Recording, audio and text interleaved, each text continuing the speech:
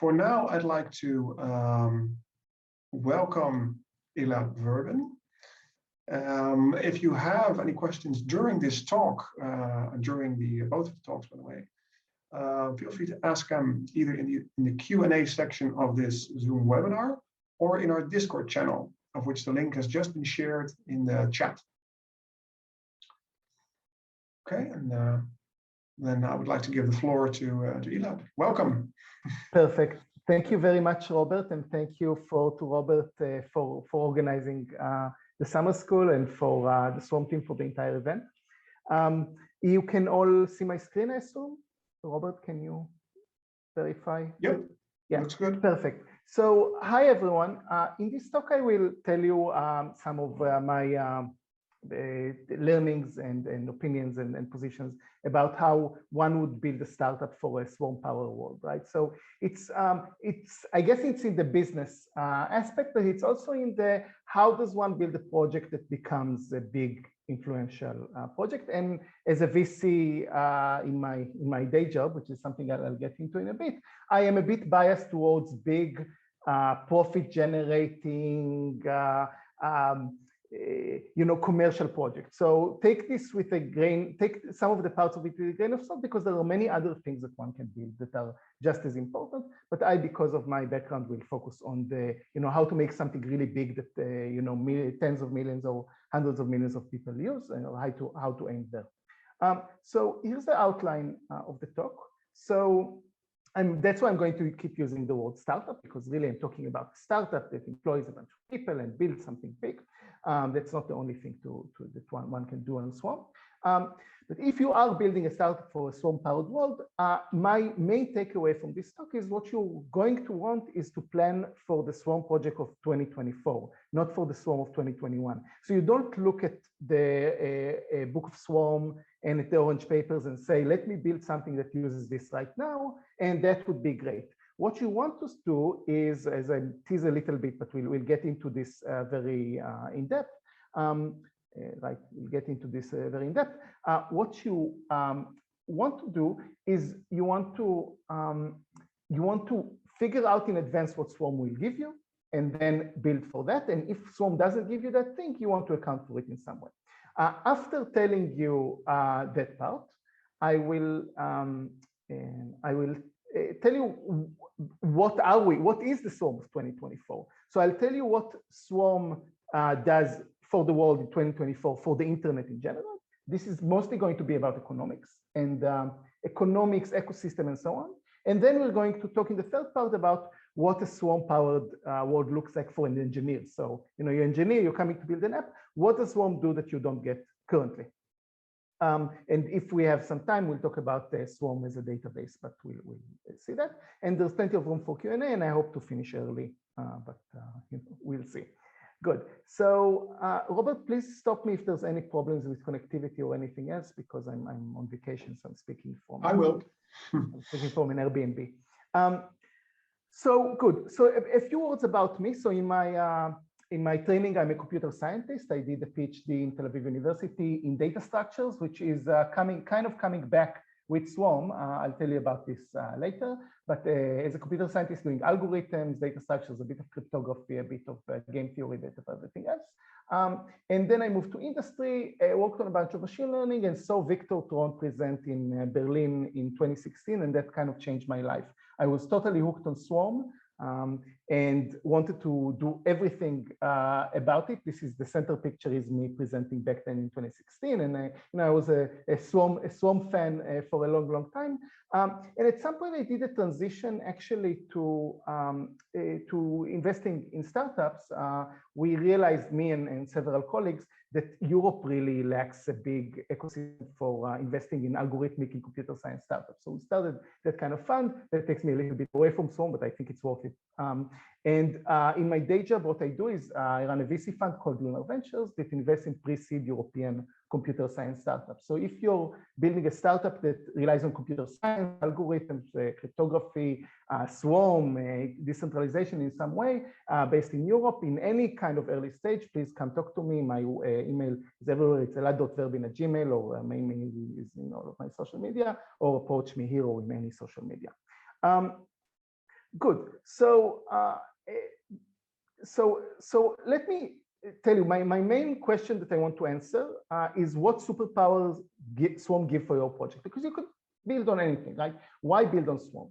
So in general, how do you build a startup in general? Like, how do you build a project that is going to be big?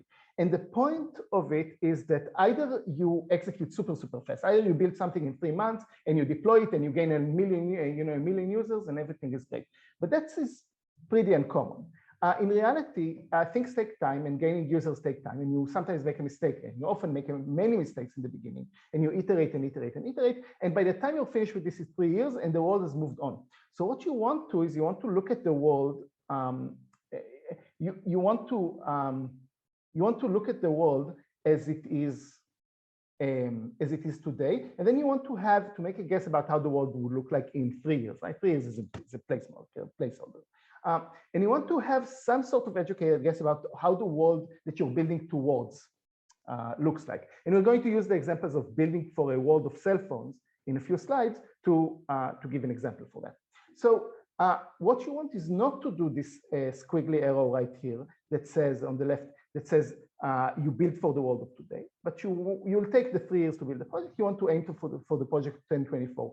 And when you look at successful companies, successful projects that succeed, they often have exactly this kind of thing. Like Linus Torvalds, I don't know if on purpose or not, but was building the most amazing operating system for the world we're living in right now, or in the 2000s. Amazon, Jeff Bezos built a giant startup because he was aiming for the world after the internet takes hold. Facebook, Google, the whole thing is very common. We'll take the example of Uber. So, so that's how to build a complex startup in general. Now, how do you build a startup on Swarm? You have 2 factors that are changing. The world is changing and also Swarm is changing. So what you want to do is make an educated guess about how Swarm will look in 2024 and about how the world will look in 2024 and aim to get there roughly as the world is maturing towards that. Now, to exemplify this, let's take a trip back 12 years. I am very old. Some of you might not, so I'll tell you a little bit about how smartphones developed, or how the ecosystem of smartphones developed. But basically, suppose you start in 2008 and you're trying to figure out, there's this new thing, it's a smartphone. The iPhone just came out, I think, 2008 or so. And there's this new thing, which is called an iPhone, and it's like a PC in your pocket, and you feel this is a really good thing to build on because it's going to be big, but you don't know exactly how. What you don't want is to build for the iPhone of 2008. What you do want is to figure out how, because it's a flip phone that can run programs, right? It's nice, it's exciting, but that's how you get an alarm clock app, right? What you do want is to figure out what happens in 2011. Once, suppose smartphones get very, very big, what happens? And here's the first thing that happens. There's a PC in everyone's pocket and you get network effects, right? And the chart on the right is the growth of, this is the number of smartphones sold per year in millions of units from 2007 onwards. You see exponential increase in the number of smartphones sold, right? By 2013, 1 billion startups are sold each year. Oh, I say that's one of the digits. And basically, most people in the world have a smartphone in their pocket, a big plurality of them. So what does it, so beyond having a PC in everyone's pocket, what does, you're sitting in 2008, you're trying to predict what does a smartphone give you? So there's a PC in everyone's pocket. It's connected to the internet, so everyone has the internet in their pocket. It has GPS, which, I mean, we know the benefit of hindsight was a big deal. A lot of people knew back then it was a big deal. And it has a camera and a sensor array. So what do you build, right? If you're sitting in 2008 and you have all of this knowledge, you have the time machine to 2011, what do you build? You don't build an alarm clock app, right? You don't build something that can paint. You don't copy a PC at all. What do? You build an Uber, or you build an Instagram, right? Everyone has a camera, or you build a Twitter.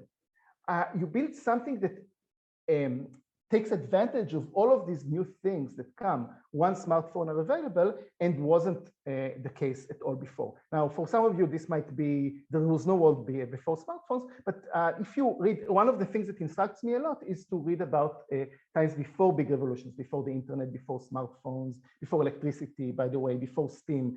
You learn a lot by looking at what you would say in hindsight, right? What was the ideas? What was the way to hit on something really influential with the benefit of hindsight, and then to say, how would I come up with this hindsight in advance, right? And what can we learn from this today? So let's talk Swarm, okay?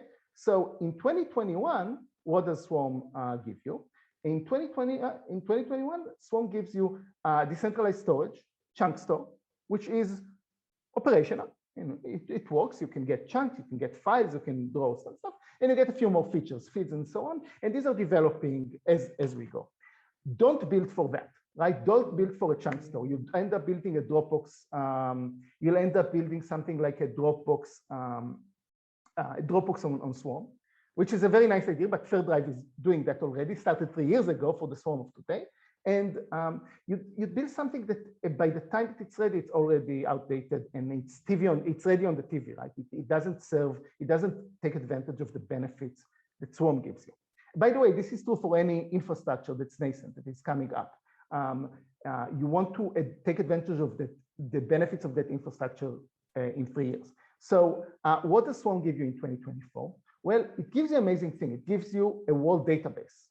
Right? I will exactly explain what I mean. Right? We'll have a whole part of the talk about that. But it gives you a database that anyone can access very easily via an API, or or a call to the blockchain and so on.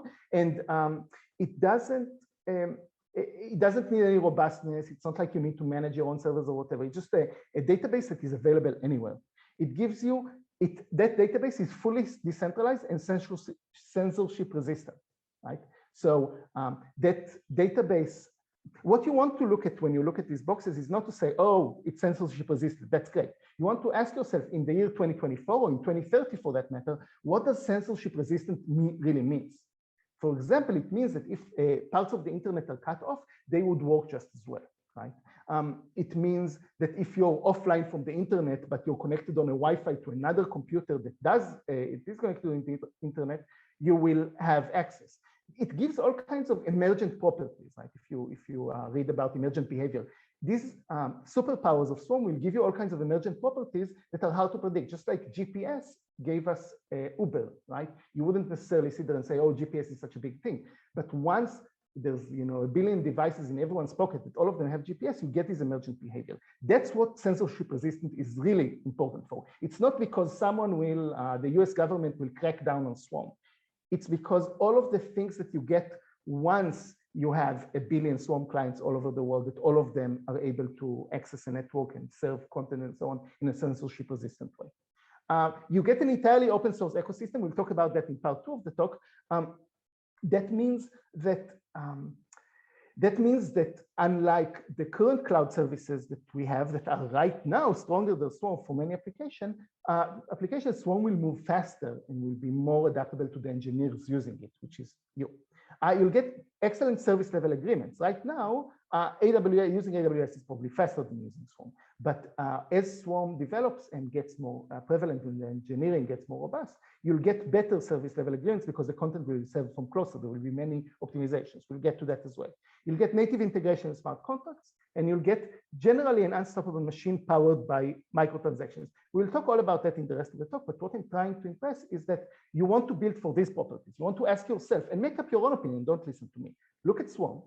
Say, what will this look like in 5 years? What do the people in the ecosystem are going to build on it? What libraries are going to exist on it? And build for that. Okay. Now I'm doing something a bit disingenuous, but because I'm telling you build for that. But how do you build for something that doesn't exist yet? So I'll tell you exactly. Again, I mean, this is how. But I'll tell you exactly how I think of it, which is you plan, right? So this red dot is the world, the Swarm of the world in 2024. The rest of this talk, we'll talk about this red dot specifically. What you do, you plan to end up at the red dot. You plan to build at the red dot. And remember, this red dot is part of a cone. It's this relativistic cone. Like you might find yourself anywhere in this cone, right? So, make your opinion about how this cone, right, how its shape roughly looks. Plan for the red cone. Architect for the red dot, right? So build something that would make perfect sense once this red dot exists. Right? Whatever you can build in Swarm right now, build in Swarm. If you're developing Uber, use the GPS right now. It's in any phone, it's fine, right? But some things you can't build in Swarm right now. So what you want to do is either postpone the ones that don't matter that much, or you augment it with non-Swarm services. If your app, if you have the perfect app that will be perfect for Swarm in 2024 and will be Swarm native and all of that, but right now in order to serve it, you have to use AWS, use AWS, right? I mean, build the thing that's correct, that's advanced, and whatever you can't get from Swarm natively, use other pieces that can be, and architect it in a way that it can be replaceable, right? Twitter was an amazing thing that is built for smartphones, right? Twitter was specifically built for phones and for smartphones, and is very native in there, and most people that use Twitter use it from their phone. But it still has a website, right? Airbnb still has a website, right? A lot of these things, you have to have fallbacks. You have to have the parts that are engineered before the technology that they're based on comes to full fruition.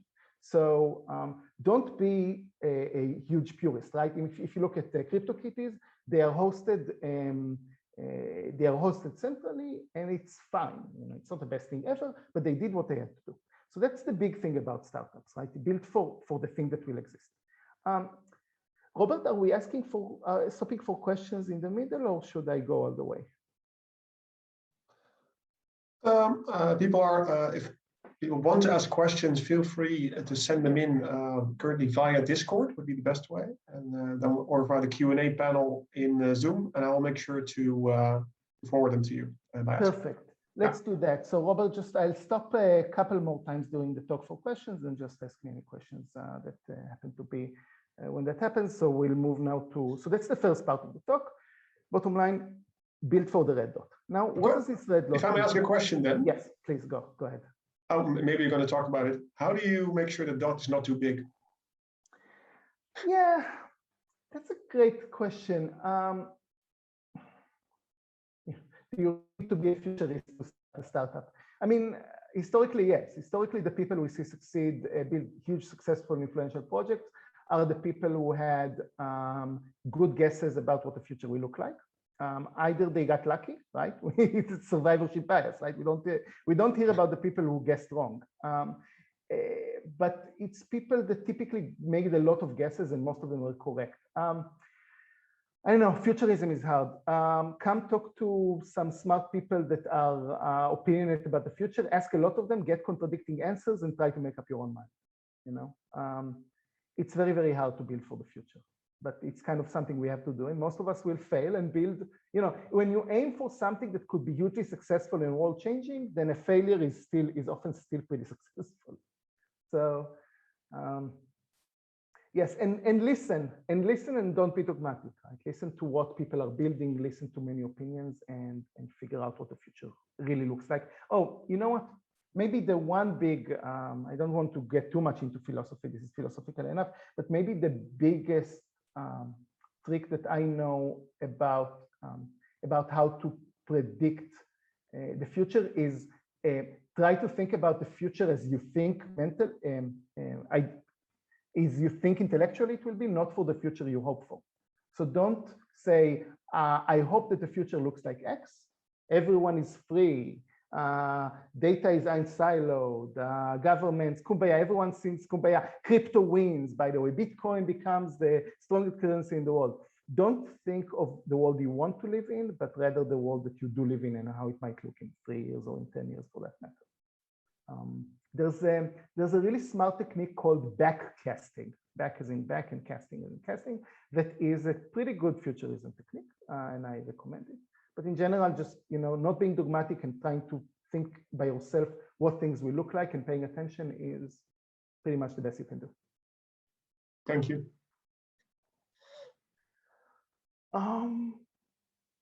Good. So if there's no more questions, let's go to part number 2. And the rest of this talk will just explore this red dot and see and form some opinions about what it might look like. So I will split this to 2 parts.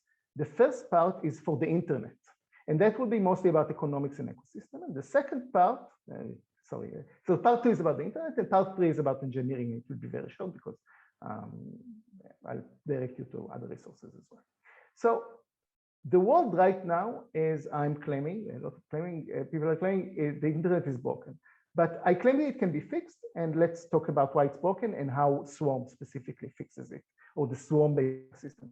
So the internet, I'm old, as I said, from the 90s, the internet had the big promise of forming a world government, getting people from different nations to talk to each other. It was supposed to let us share information better and to collaborate better. And that's true for the work we do, and that's true for our fun, but it's failing. So we got locked into silos, each of them separate, each of them only allows to talk to people that are part of it, to talk to each other. So if you're old enough to remember IRC was amazing. People from all over the world came and talked to each other. It was replaced by Slack, which is, if I subscribe and you subscribe and we're part of the same organization, then we can talk to each other. And Discord is better, arguably, but it's not that much better. It's all blocked in silos that are of people that are already connected to each other. Facebook is very nice. It allows you to connect with anyone in the world, but in reality, you connect. It doesn't serve the purpose that the early internet served. What is Swarm, and how will Swarm help unsilo this situation? So you can think of Swarm as decentralized hosting. You can think of it as BitTorrent with incentives, but really the best way to think of Swarm is a system that stores and serves data on demand. Any data is accessible from any device, right? And it's auto-scaling. It's like the right kind of AWS, and you'll get to that later. AWS is also broken. All of these kind of, again, siloed services that are only accessible from single endpoints run by one commercial company, writing all of its code by itself or stealing some of it from open source projects. It doesn't make any sense. The internet as it is right now doesn't make any sense. It didn't live to its promise, but it also doesn't, it's not run efficiently in order to iterate fast. So let's talk about that.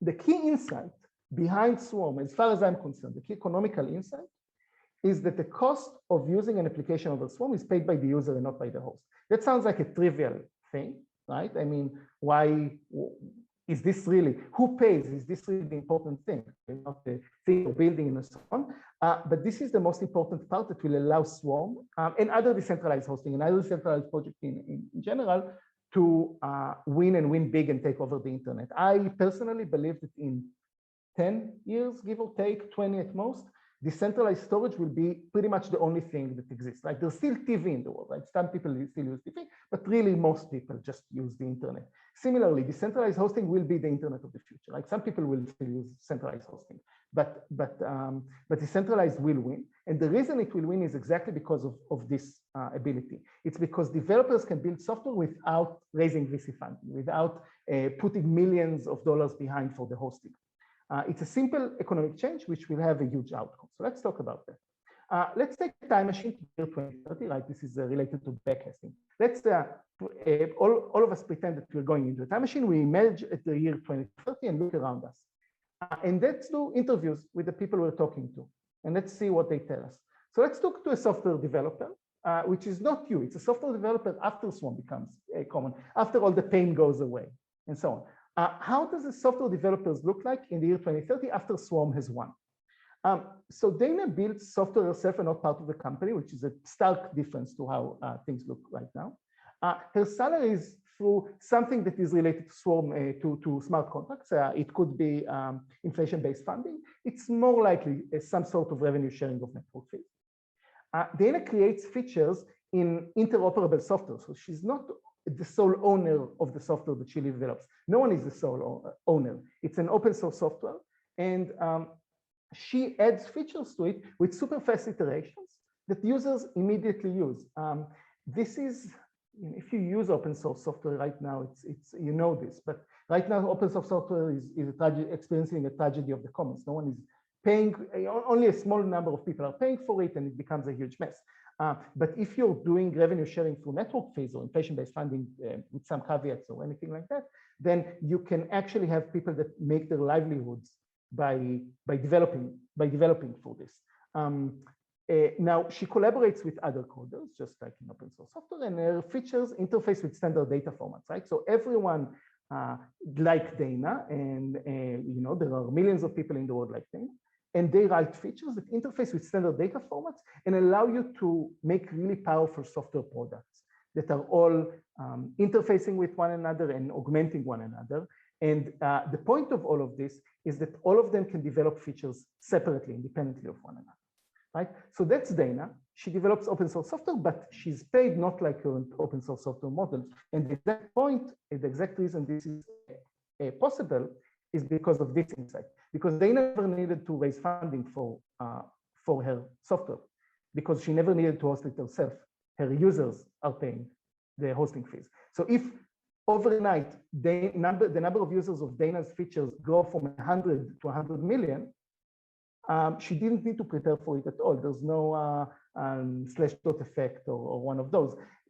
It's just the users pay for the hosting, and Dana just gets a chunk of the network fees. You get some sort of Darwinist behavior of features. The good ones rise to the top, because all of the cost of a single developer is writing the lines of code, is the coffee, is the coffee and internet connection. That's all.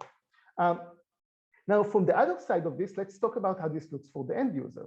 So for the end user, the entire digital life happens on top of the Swarm stack. So right now, my life happens on top of all the cloud services that don't really talk to each other, and the Cloudflare, and like my data is split into silos, and each company separately keeps very stronghold of these silos, because that's their way of making money.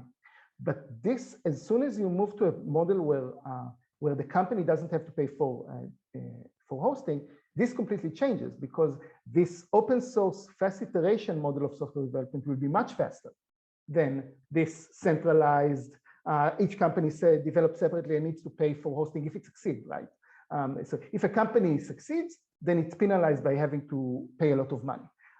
This is going to disappear. So your entire digital life will happen on top of this open ecosystem. Your working, your social, your gaming, all of those are going to be open. I think voting and taxes a bit later. And you can, because all of these systems are interoperable, you'll get a modular experience. You'll pick and choose, right? I mean, it's very nice to have stack bots or Trello butlers, but these will be truly modular experiences where you pick and choose. You pick and choose how your software looks, and there's high competition, and it's frictionless because all of the payment is done for the hosting itself. Right? So that's what it will look like for Joe. It will be similar to now, but with really good software, because his data would not be stuck in silos.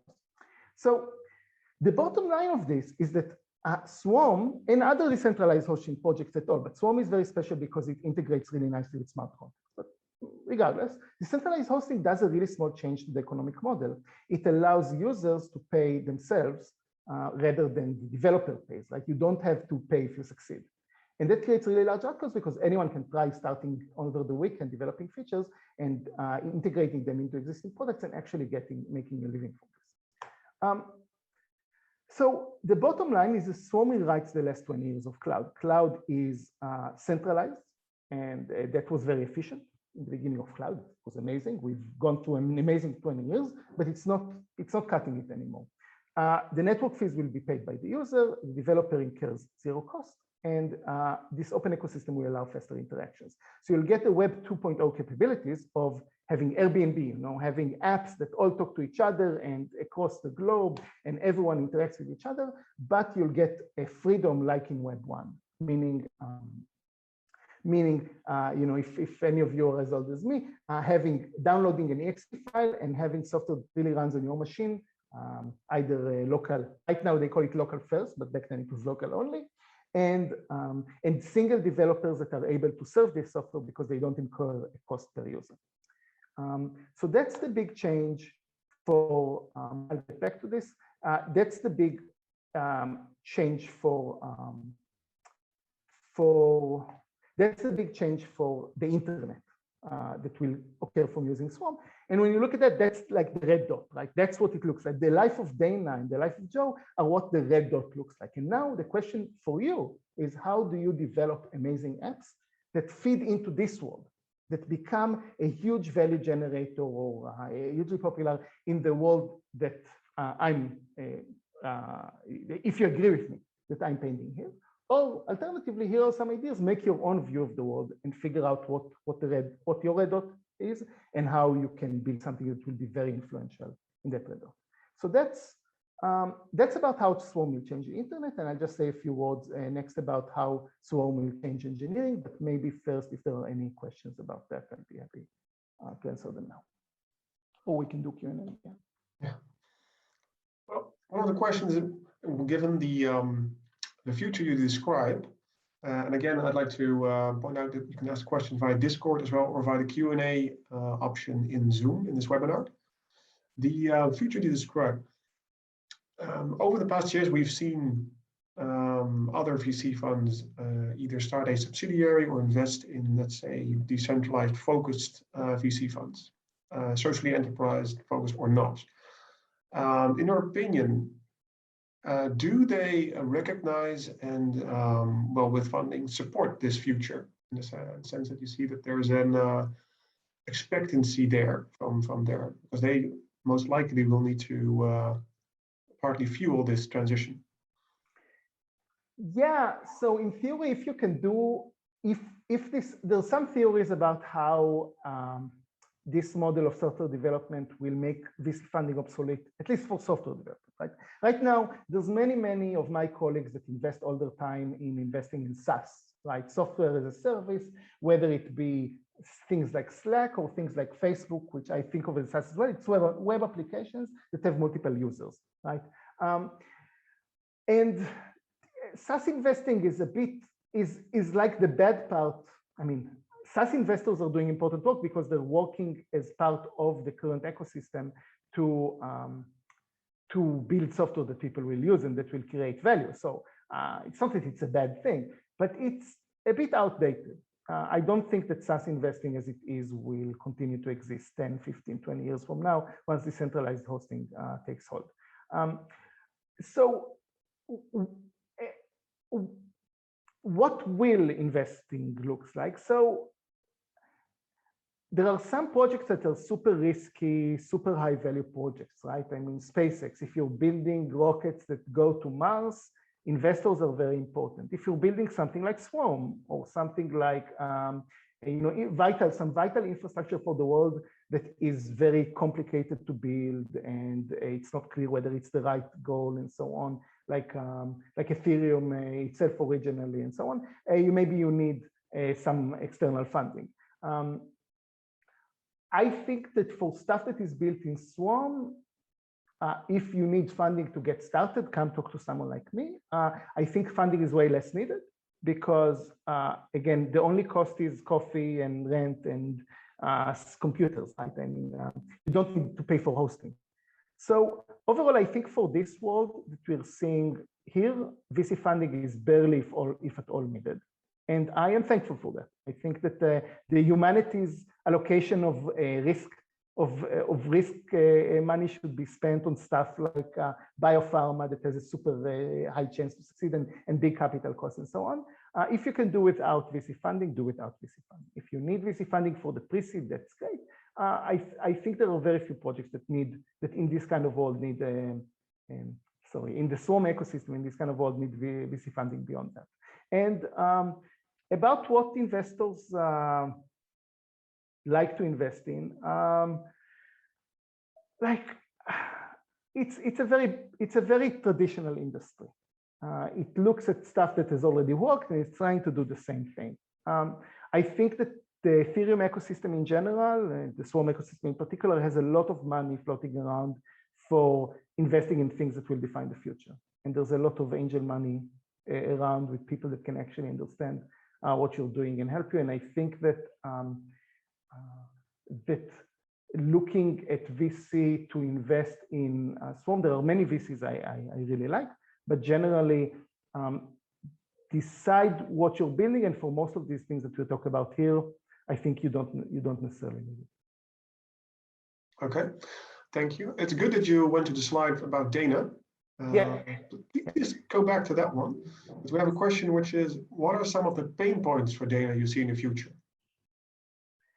So I'm sitting right now in Airbnb, and it's a bit like that. It's this kind of model where you don't have perfect visibility on where your income is coming from. It's a bit of a,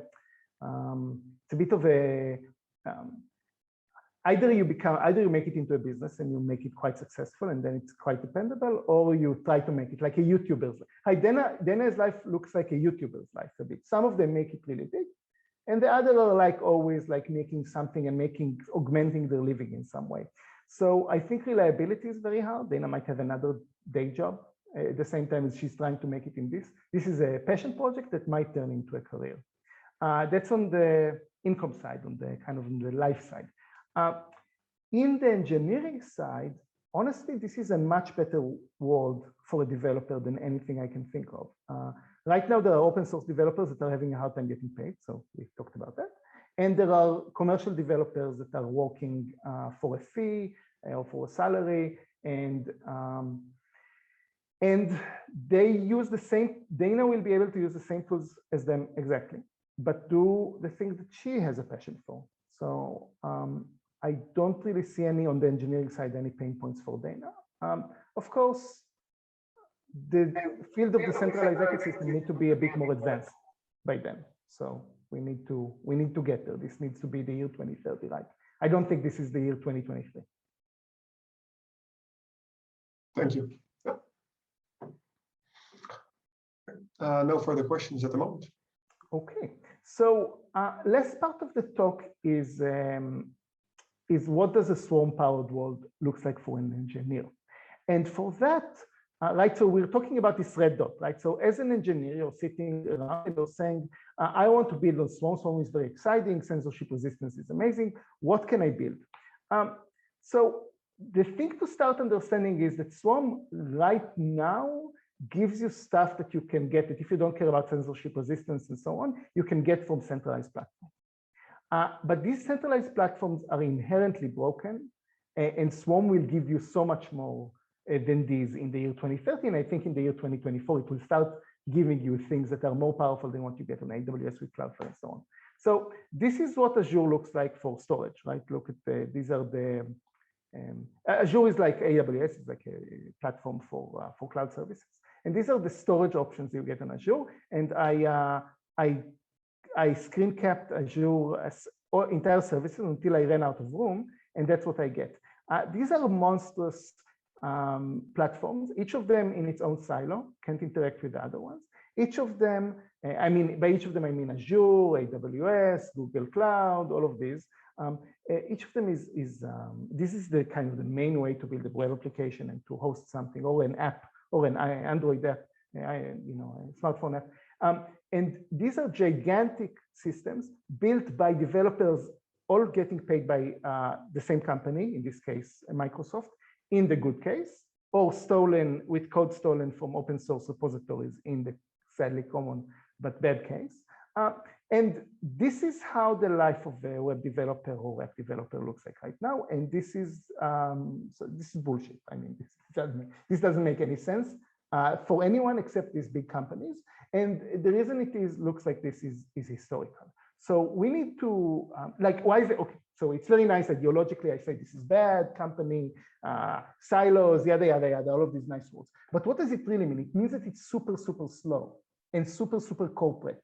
And super hard to get into a news, and super locks you into one vendor. All of these are terrible things. All of them I won't get into, but maybe to say, why is it slow? Because that's the most important thing.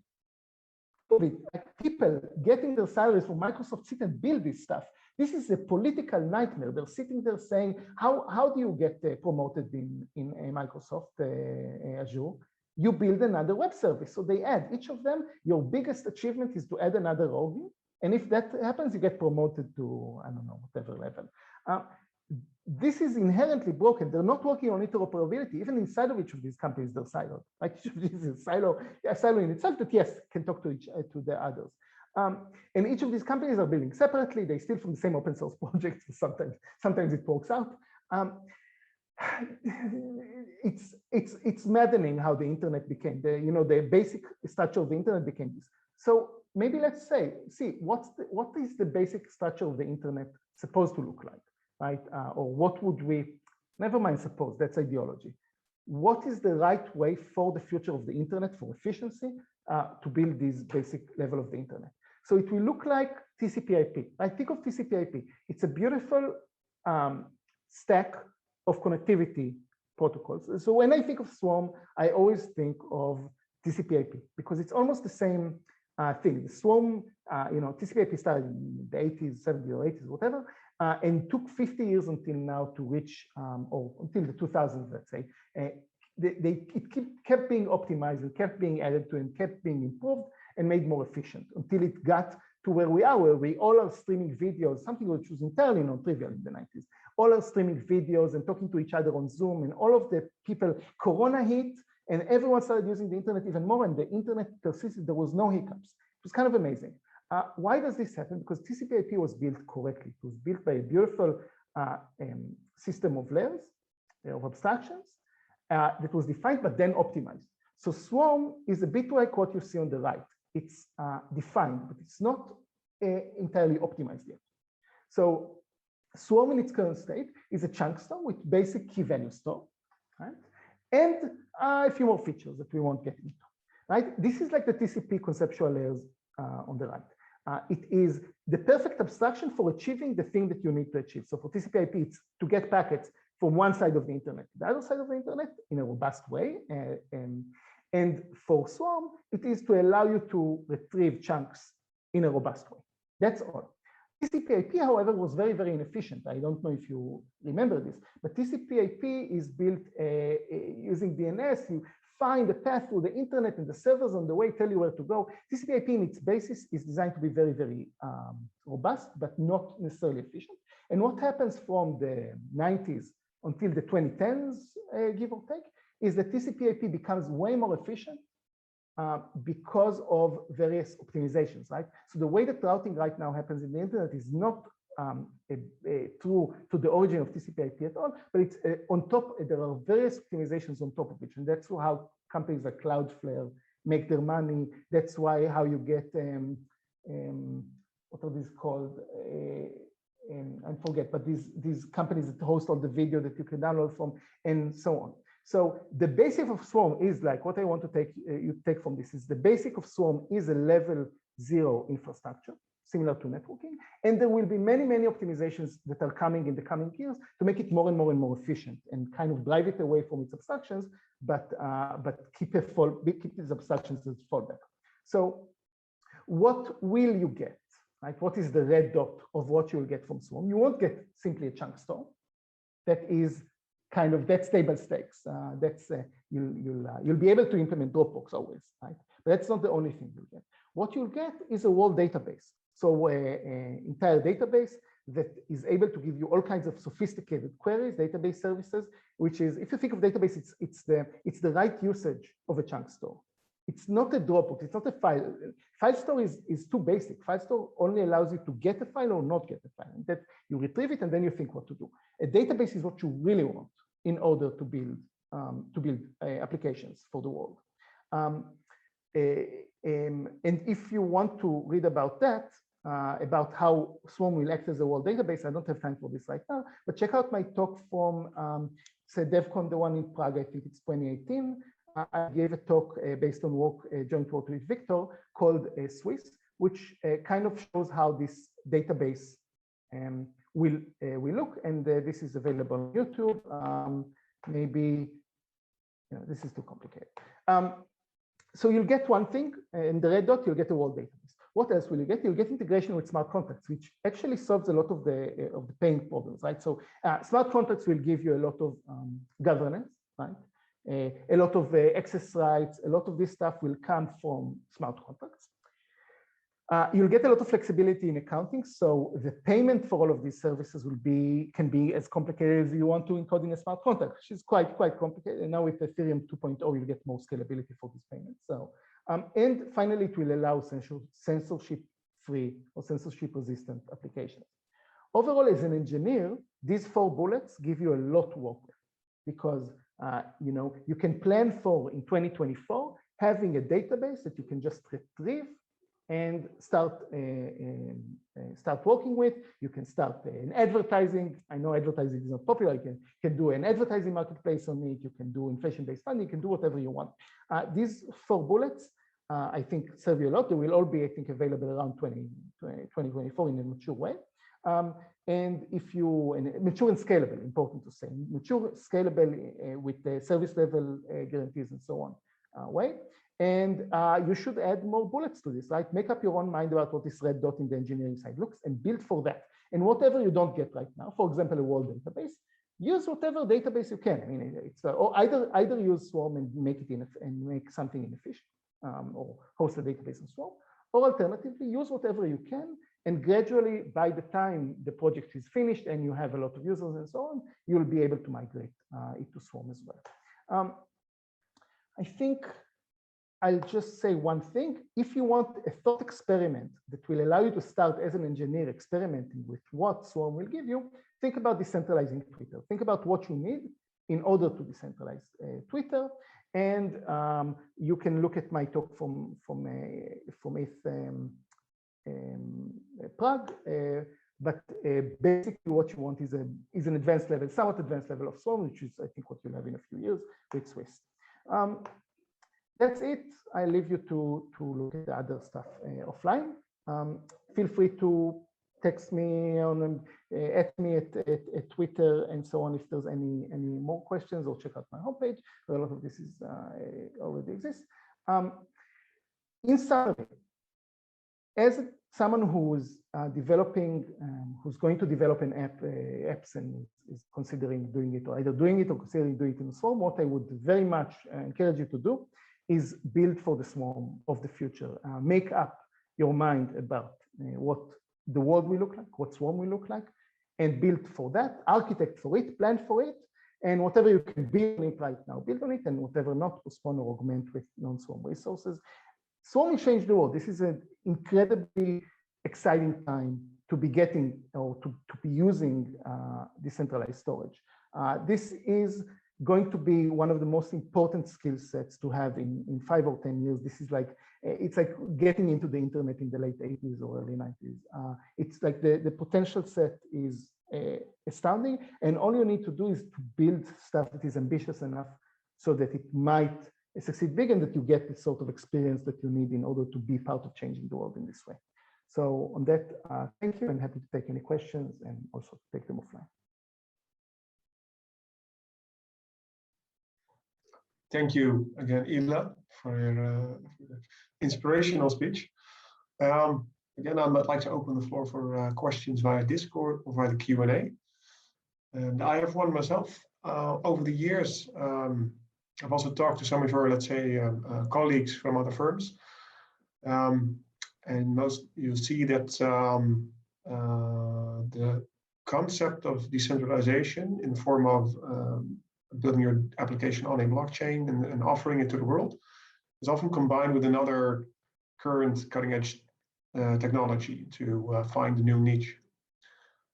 As an inspiration for the people watching as well, what are some inspirational projects you've seen recently come through at Lunar Ventures? Without, you don't have to mention the names, but at least what kind of combinations did they try to make? So I really like, so decentralization in general, I really love Molecule, which is a drug development and marketplace for early stage drug development. So it's they launched VitaDAO, which is a DAO for longevity drugs that is exactly using the power of blockchain to avoid the blockages in current flow of resources. So drug development requires a lot of money, especially clinical trials and preclinical trials.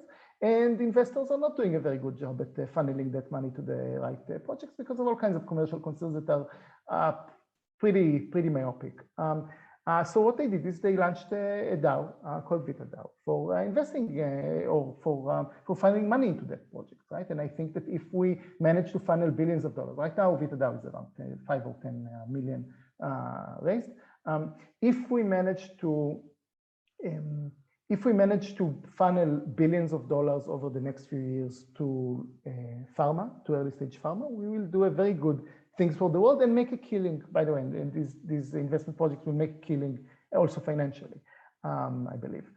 So that's one that I really love that we invest in. One that we didn't invest in, but I truly love is Anytype, which is very much a decentralized storage project, which is a little bit, it a little bit inspired the story of Dana and Joe. So what I described here is sort of the thing that I believe Anytype is working towards. Let me write Anytype so we can know how it's written. I'm an alpha tester. Yeah, I know the project. And check it out, because it's exactly the missing piece, I think, between